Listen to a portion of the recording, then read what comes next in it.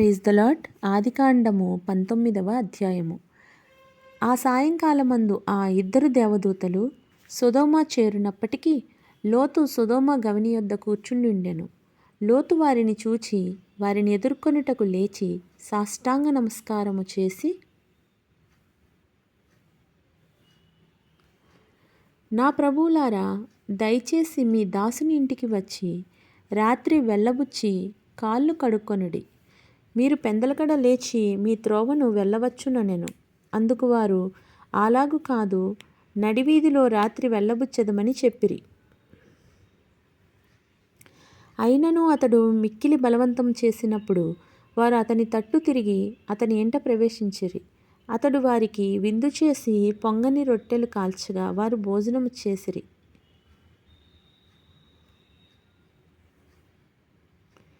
వారు పండుకొనక ముందు ఆ పట్టణస్థులు అనగా సొదొమ మనుష్యులు, బాలురును వృద్ధులను ప్రజలందరూ నలుదిక్కుల నుండి కూడివచ్చి ఆ ఇల్లు చుట్టవేసి లోతును పిలిచి, ఈ రాత్రి నీ యొద్దకు వచ్చిన మనుషులు ఎక్కడా? మేము వారిని కూడినట్లు మా యొద్దకు వారిని వెలుపలికి తీసుకొని రమ్మని అతనితో చెప్పగా,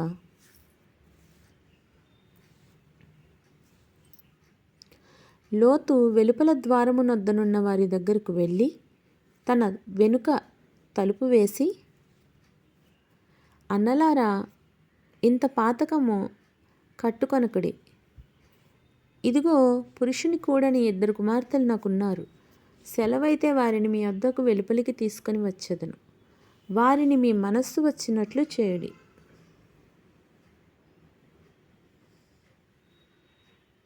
ఈ మనుష్యులు నా ఇంటి నీడకు వచ్చి ఉన్నారు గనుక వారిని మీరేమీ చేయకూడదని చెప్పినప్పుడు వారు, నీవు అవతలికి పొమ్మనిరి. మరియు వారు, వీడెవడో మనలోనికి పరదేశిగా వచ్చి తీర్పరిగా నుండ చూచుచున్నాడు. కాగా వారికంటే నీకు ఎక్కువ కీడు చేసేదమని చెప్పి లోతు అను ఆ మనుష్యుని మీద దొమ్మిగా పడి తలుపు పగలగొట్టుటకు సమీపించిరి.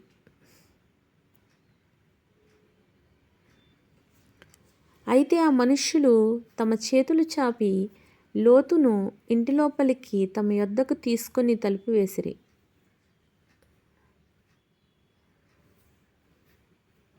అప్పుడు వారు పిన్నలు మొదలుకొని పెద్దల వరకు ఆ ఇంటి ద్వారము దగ్గరనున్న వారికి కనుమబ్బు కలుగజేయగా వారు ద్వారము కనుగొనలేక విసిగిరి.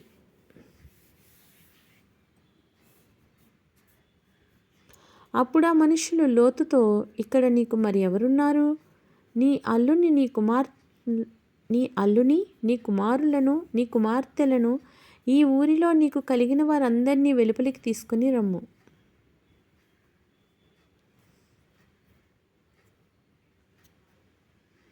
మేము ఈ చోటు నాశనం చేయవచ్చితిమి. వారిని గూర్చిన మొర యెహోవా సన్నిధిలో గొప్పదాయను కనుక దాని నాశనం చేయుటకు యెహోవా మమ్మను పంపెనని చెప్పగా,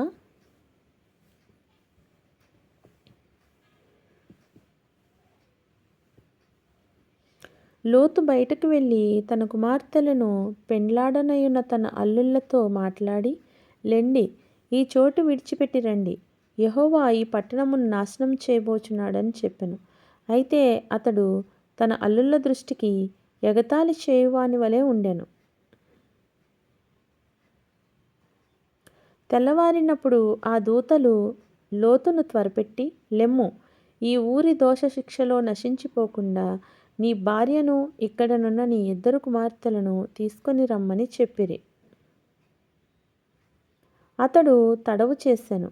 అప్పుడు అతని మీద యెహోవా కనికరపడుట వలన ఆ మనుష్యులు అతని చేతిని అతని భార్య చేతిని అతని ఇద్దరు కుమార్తెల చేతులను పట్టుకొని వెలుపలికి తీసుకొని వచ్చి ఆ ఊరి బయట నుంచిరి.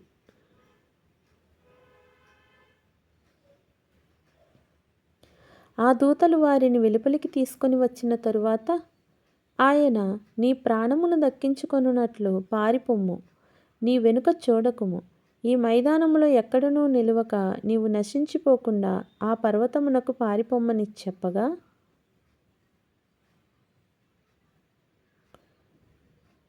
లోతు, ప్రభువా, అలాగు కాదు, ఇదిగో నీ కటాక్షము నీ దాసుని మీద వచ్చినది.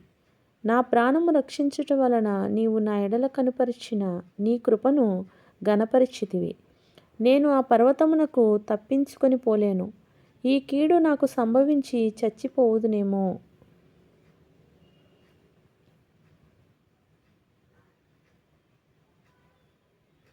ఇదిగో, పారిపోవుటకు ఈ ఊరు సమీపంలో ఉన్నది. అది చిన్నది. నన్నక్కడికి తప్పించుకొని పోనిమ్ము. అది చిన్నది కదా, నేను బ్రతుకుదునని చెప్పినప్పుడు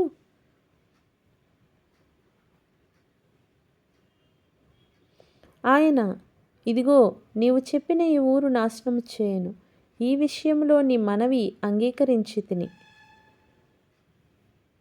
నీవు త్వరపడి అక్కడికి తప్పించుకొని పొమ్ము.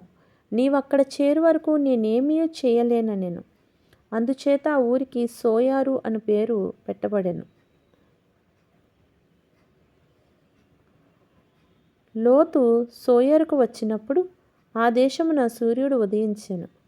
అప్పుడు యెహోవా సొదొమ మీదను గొమొర్రా మీదను యెహోవా యొద్ద నుండి గంధకమును అగ్నిని ఆకాశము నుండి కురిపించి ఆ పట్టణములను, ఆ మైదానమంతటిని, ఆ పట్టణములలో నివసించిన వారినందరినీ, నేలములకలను నాశనము చేసెను. అయితే లోతు భార్య అతని వెనుక నుండి తిరిగి చూచి ఉప్పు స్తంభమాయెను. తెల్లవారినప్పుడు అబ్రహాము లేచి తాను యెహోవా సన్నిధిని నిలిచిన చోటికి వచ్చి సొదొమ గొమొర్రాల తట్టును ఆ మైదానపు ప్రదేశము యావత్తును చూడగా, అదిగో, ఆ ప్రదేశపు పొగ ఆవము పొగవలే లేచుచుండెను.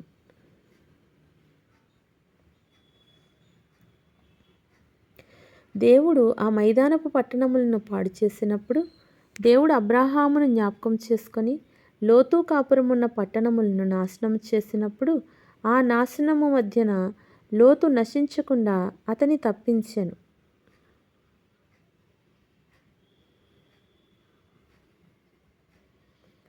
లోతు సోయరులో నివసించుటకు భయపడి తన 2 కుమార్తెలతో కూడా సోయరు నుండి పోయి ఆ పర్వతమందు నివసించెను. అతడును అతని 2 కుమార్తెలను ఒక గుహలో నివసించిరి.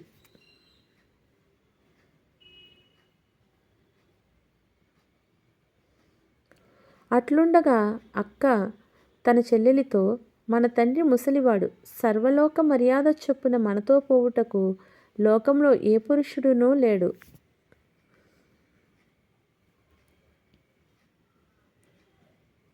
మన తండ్రికి ద్రాక్షారసం త్రాగించి అతనితో శయనించి మన తండ్రి వలన సంతానము కలిగజేసుకొందుము రమ్మని చెప్పెను.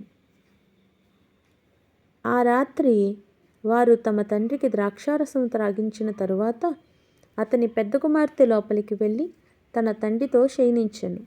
కానీ ఆమె ఎప్పుడు శయనించెనో ఎప్పుడు లేచిపోయెనో అతనికి తెలియలేదు.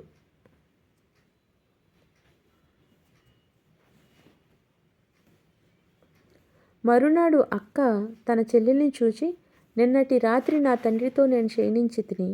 ఈ రాత్రి అతనికి ద్రాక్షారసం త్రాగించిన తరువాత నీవు లోపలికి వెళ్ళి అతనితో శయనించుము.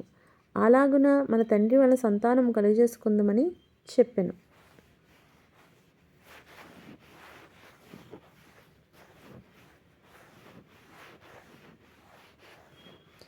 ఆ రాత్రియు వారు తమ తండ్రికి ద్రాక్షారసం త్రాగించిరి. అప్పుడు ఆ చిన్నది లేచి అతనితో శయనించెను. ఆమె ఎప్పుడు శయనించెనో ఎప్పుడు లేచిపోయెనో అతనికి తెలియలేదు. అలాగున లోతు యొక్క 2 కుమార్తెలు తమ తండ్రి వలన గర్భవతులైరి. వారిలో పెద్దది కుమారుని కని వానికి మోయాబు అని పేరు పెట్టెను. అతడు నేటి వరకు మోయాబీయులకు మూలపురుషుడిగా ఎంచబడును.